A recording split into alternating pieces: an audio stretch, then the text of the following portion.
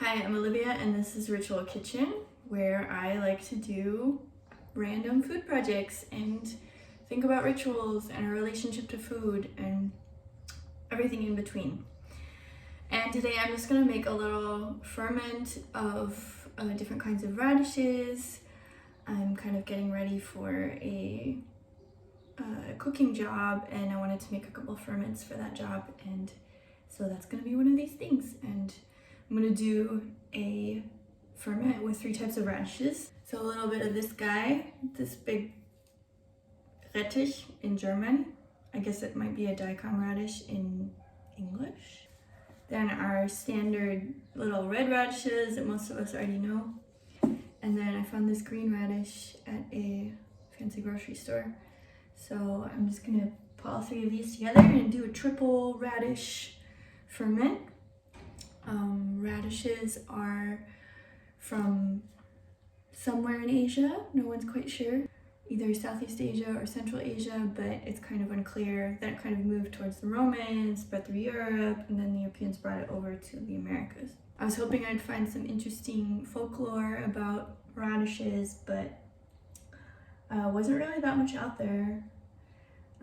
But it did make me think of this one festival in Oaxaca, Mexico, where they have this, like, everyone just carves radishes in a million forms, and I really want to go someday. And I think I know a couple of people who've been, but that's the only radish folklore tidbit that I can think of.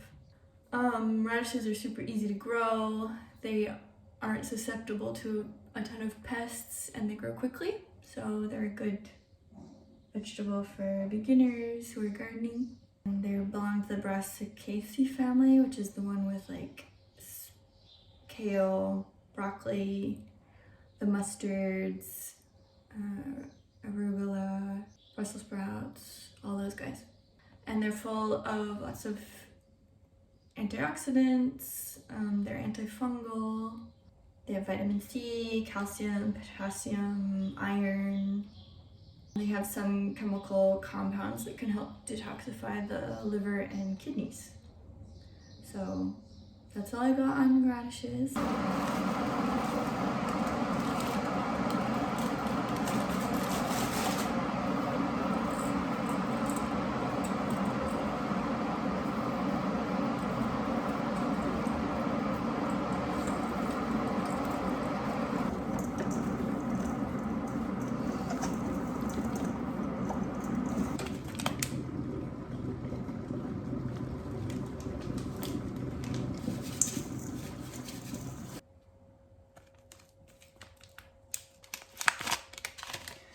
I'm just adding like 2 tablespoons of spaghetti and salt from Georgia and like a tablespoon of fenugreek seeds.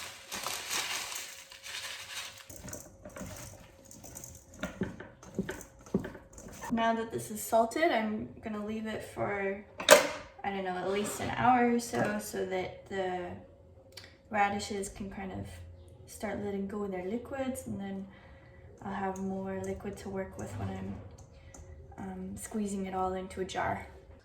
Okay, so I've let it sit for a while,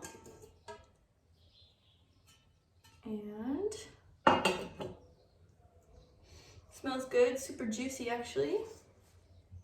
Get all that juice that's come out of the radishes, so that's perfect for stuffing them in a jar. These green radishes are actually a little bit more spicy than the other ones. And in general, radishes in Europe aren't super spicy, at least not in Germany. We get like the mildest radishes ever because the Germans can't handle it.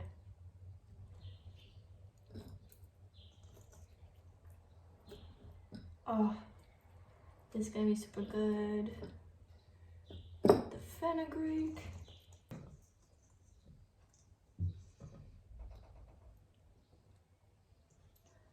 And I'm gonna get all that juicy liquid in.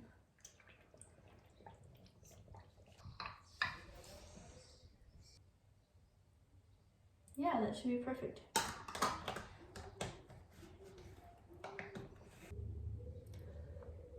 So there we have it, a triple radish start of a ferment with Sphonetian salt and fenugreek seeds.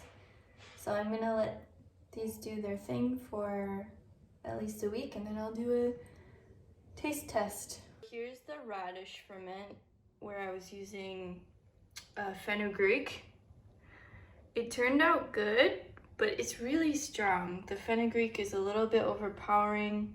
I don't think I would do it in this form again. I think I would do something more based on like garlic or citrus to kind of break up that really specific radish taste. So I don't know if the fenugreek was a good move, but it was definitely an interesting experimentation and I learned a lot from it. And yeah, this jar is still kind of here a couple months later, so wasn't exactly the most inspiring combination. But if you enjoyed watching this and you want to stay tuned for more little how-tos, then like and subscribe, and check out my website if you want to book personalized food guides that is illustrated by me and kind of helps you figure out what your body is wanting. I channel and receive the information, and then I summarize it up into a PDF for you. And I also offer kind of general health and herbal consultations if you're interested. So thank you very much and see you next time.